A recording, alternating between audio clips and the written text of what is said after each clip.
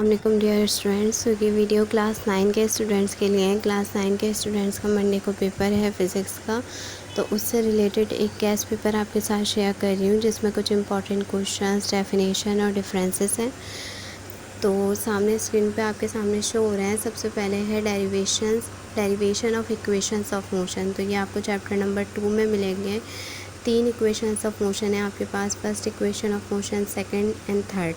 And second and third equation of motion is most important for your section C में आने के chances हैं इसके अलावा क्वेश्चन नंबर 2 है आपके सामने, state Newton's law of motion. तो न्यूटन्स के 3 लॉ हैं आपके पास, Newton first law of motion, second law of motion and third law of motion. और जो सेकंड लॉ ऑफ मोशन है उसके साथ ये जो इक्वेशन सामने आपकी स्क्रीन पे शो हो रही है, F is equal to M में, इसकी डेरिवेशन भी है। और दूसरा आपने ये भी याद रखना है कि न्यूटन का जो फर्स्ट लॉ है उसी को लॉ ऑफ इनर्शिया भी कहा जाता है। तो ये भी MCQs में आ सकता है, जिससे आप अपने 1-2 नंबर भी सिक्योर कर लें तो वो आपके लिए बेहतरीन होता है बोर्ड के एग्ज़ाम में। इसके अलावा टॉपिक नंबर 3 मैंने आपके सामने ये रखा है, फ्रिक्शन। तो फ्रिक्शन से रिलेटेड आपने क्या क्या कवर करना है। फ्रिक्शन की डेफिनेशन, ठीक है, 1 से 2 लाइन की डेफिनेशन। फ्रिक्शन की टाइप्स, जो कि 2 टाइप्स हैं। फ्रिक्शन के 3 से 4 एडवांटेजेस एंड 3 से 4 disadvantages and method to reducing friction. तो एटलीस्ट 2 मेथड आपने रिड्यूसिंग फ्रिक्शन के याद कर लेना है। इसके अलावा टॉपिक नंबर 4 मैंने आपके सामने ये रखा है, इक्विलिब्रियम। तो इक्विलिब्रियम की आपने डेफिनेशन, इक्विलिब्रियम से रिलेटेड आपकी बुक में है उसकी टाइप्स, 2 टाइप्स हैं। टाइप्स के नाम याद कर लिएगा, वो इतने इंपॉर्टेंट नहीं है, but conditions of equilibrium and states of equilibrium important question है। तो 2 कंडीशन ऑफ इक्विलिब्रियम है आपकी बुक में एंड स्टेट्स ऑफ इक्विलिब्रियम 3 है। तो आपको इसी चैप्टर की समरी में स्टेट्स ऑफ इक्विलिब्रियम की 2 से 3 लाइन की डेफिनेशन मिल जाएगी। इसके अलावा आप एक एग्जाम्पल भी सबके दे दें। अब क्वेश्चन नंबर 5 है आपके सामने, definition of kinetic energy and drivers equation. तो काइनेटिक एनर्जी की डेफिनेशन देने के बाद आपने ये इसकी इक्वेशन है, इसको ड्राइव करना है। इसके अलावा है calculate the value of mass of earth. ये भी इंपॉर्टेंट क्वेश्चन है, आ सकता है, जिसमें आपने मास ऑफ अर्थ की वैल्यू को कैलकुलेट करना है। और ये जो सामने फार्मूला लिखा हुआ है इसको ड्राइव भी करना है और इसी फार्मूले की हेल्प से मास ऑफ अर्थ की वैल्यू को कैलकुलेट करना है। अब क्वेश्चन नंबर 7 है आपके सामने, state and explain Newton's law of gravitation and drivers equation. तो न्यूटन लॉ ऑफ ग्रेविटेशन का स्टेटमेंट देना है जो कि 2 से 3 लाइन का होगा और इसकी इक्वेशन आपने ड्राइव करनी है।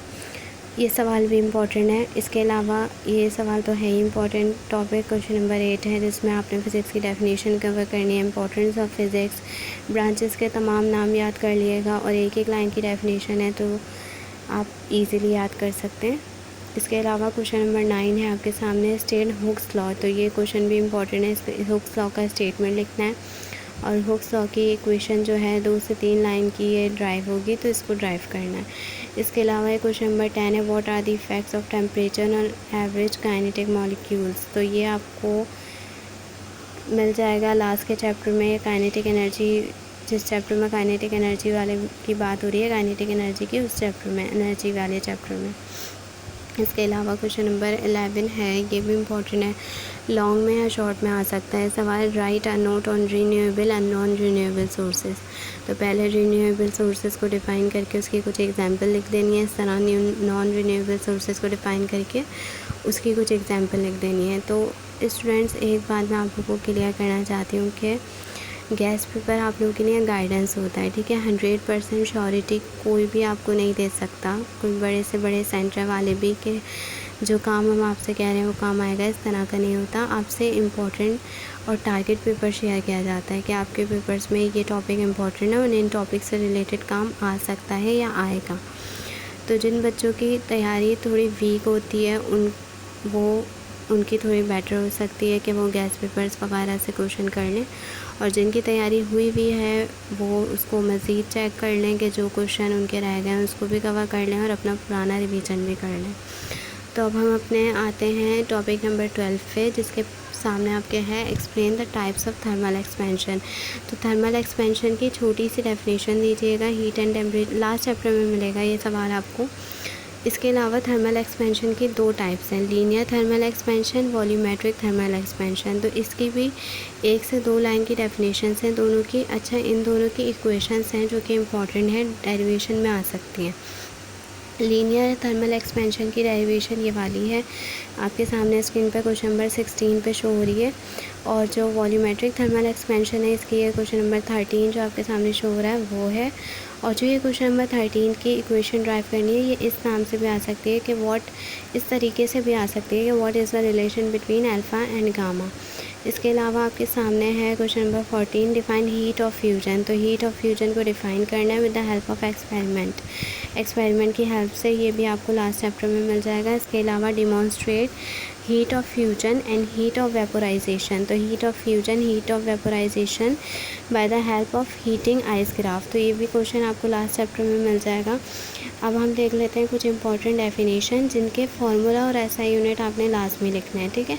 अब मैं सारे नाम नहीं बता रही, आपके स्क्रीन के सामने शो हो रहा है। मैं कुछ एग्जांपल दे देती हूँ, जैसे एस्केलेरेशन है तो एस्केलेरेशन की आपने डेफिनेशन लिखनी है, फिर एस्केलेरेशन का फार्मूला लिखना है, फिर एस्केलेरेशन का यूनिट लिखना है।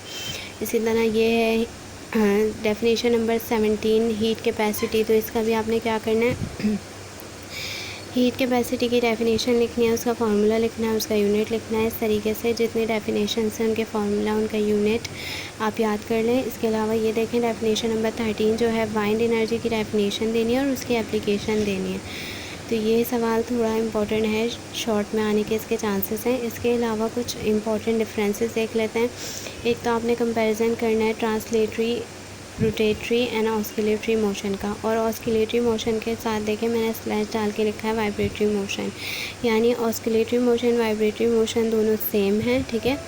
और अगर एमसीक्यूज़ में आ जाए कि वाइब्रेटरी मोशन का सेकंड नाम क्या है या ऑस्किलेटरी मोशन का सेकंड नाम क्या है तो आप उसको राइट टिक कर सकें। इस वजह से आप पूरी बुक को अच्छे तरीके से रीड किया करें। और ये तीनों जो हैं ये आपके पास टाइप्स ऑफ मोशन है, तो ये क्वेश्चन इस तरीके से भी आ सकता है कि explain types of motion, right the name of types of motion, तब भी आपको ये पता होना चाहिए कि टाइप्स ऑफ मोशन है। इसके अलावा डिस्टेंस एंड डिस्प्लेसमेंट की 3 से 4 पॉइंट डिफरेंसेस के याद कर लें, मास एंड वेट के। ये सारे आप, हीट एंड टेम्परेचर इंपॉर्टेंट है, evaporation and boiling point important है। इसके अलावा अब आपने ये आप एक नज़र देख लीजिएगा, boiling and freezing point of this solvent. कुछ सॉल्वेंट्स के नाम है वाटर, एसिटिक एसिड।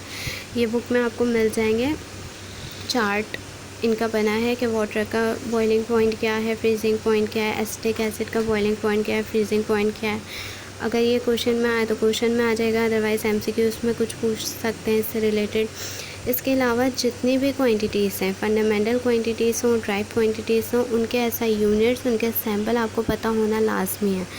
इससे क्या होगा, आपको न्यूमेरिकल भी सॉल्व करने में बड़ी आसानी हो जाती है। दूसरा एक ये होता है कि आप एमसीक्यूज़ को भी करेक्टली टिक कर लेते हैं। जिस तरह से एस्केलेरेशन है, ठीक है, तो एस्केलेरेशन का सिंबल है स्मॉल a और उसका यूनिट है मीटर पर सेकंड स्क्वायर, ठीक है। अब वेलोसिटी है तो वेलोसिटी का सिंबल जो है वो है v और वेलोसिटी का यूनिट है मीटर पर सेकंड। इस तरीके से आपको जितनी भी क्वांटिटीज़ हैं, वेलोसिटी है, एस्केलेरेशन है, उन सब के आपने ना सैम्पल और ऐसा यूनिट याद रखना है। इसके अलावा कुछ साइंटिफिक रीज़न भी देख लिएगा। अच्छा, अब एक इम्पॉर्टेंट के सेक्शन बी में इस बार अगर हाफ़ आपके क्वेश्चंस आएंगे तो हाफ़ आपके न्यूमेरिकल्स आएंगे। तो न्यूमेरिकल्स में बहुत अच्छी कमांड होना आपकी बहुत ज़रूरी है। अगर आप सिर्फ याद करके आप पूरे सेक्शन बी को अटैम्प्ट नहीं कर सकते सिर्फ क्वेश्चन से, आपको न्यूमेरिकल्स लाजमी अटैम्प्ट करने होंगे, तो उनकी काफ़ी अच्छे से प्रैक्टिस रखें। गुड लक, अल्लाह हाफिज़।